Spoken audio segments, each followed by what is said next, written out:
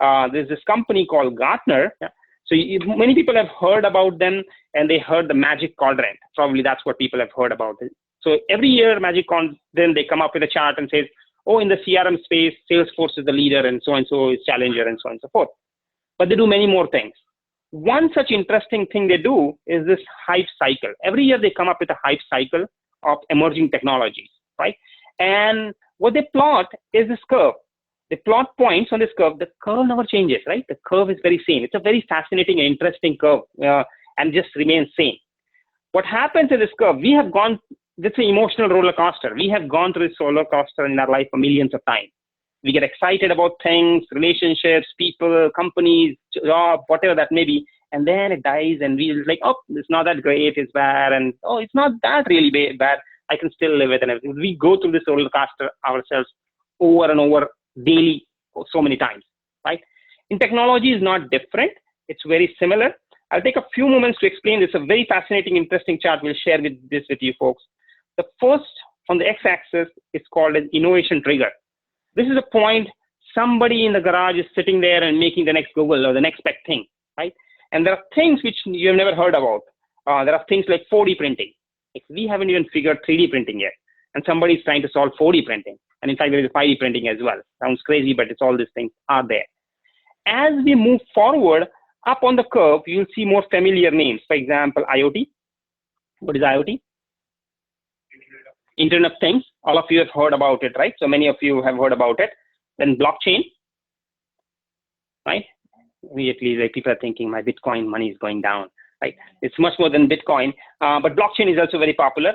Our dear topic for today, machine learning, is right at the pinnacle of hype. The max hype which something can have is right there, machine learning. And that's why it's validated by this company and research and said like, that's what is happening. Absolutely, you're right.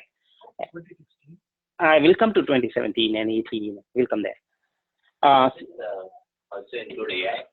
It includes AI, and the AI has been talked as different aspects. If you think like computer brain human interface, there is natural language answering, so AI is embedded in certain ways. It has been evolving also to a certain extent, but I'll bring other next, all those years are also there. So give me a few minutes.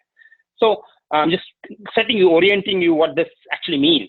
So it goes there, and then slowly what happens after this hype, like anything else, after too much of hype and excitement, there is a point where there is some false promises which gets broken down, right? There's so much of promise that AI or machine learning is going to take over the world, solve everything. They've been waiting for robots to really do everything for us. They haven't showed up, right? And that's very common. So, but then the reality, slope of enlightenment, and finally the plateau of productivity comes, which means that these things become common household things, and then they are part of everyday life, and we don't need to have that. For example, big data was in this curve 2012 time period of time. It's no more.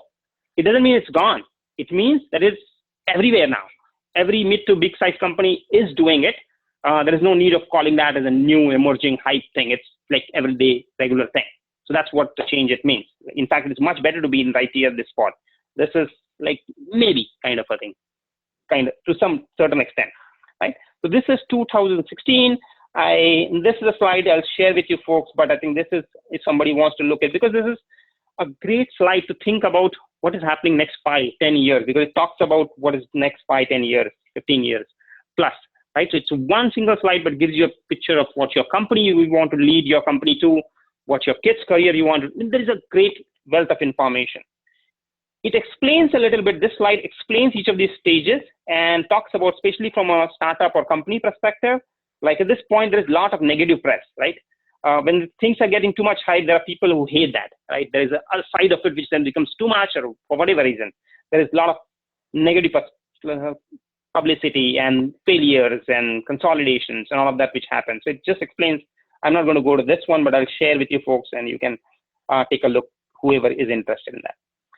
2017, deep learning got attached and it came in. Machine learning moved a little bit ahead, right? So it moved a little bit ahead. There are two changes which have happened. Blockchain has crossed the hump and it moved here. IoT still remains here. IoT is a huge, huge thing. I mean, there's a hardware component and there's so many sensors to be applied, and whenever the hardware, it slows down things.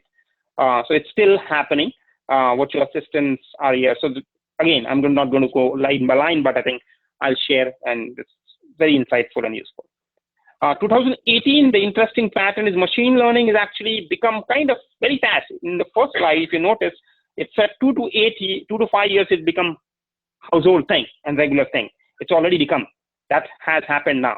And deep learning and other things which are coming into being, but these things have already happened. So again, continuously every year to year, you can track it and see how this phenomena is happening and change is happening. Machine learning, deep learning are here. They are going to go and expand further and further only. That's the big frontier. And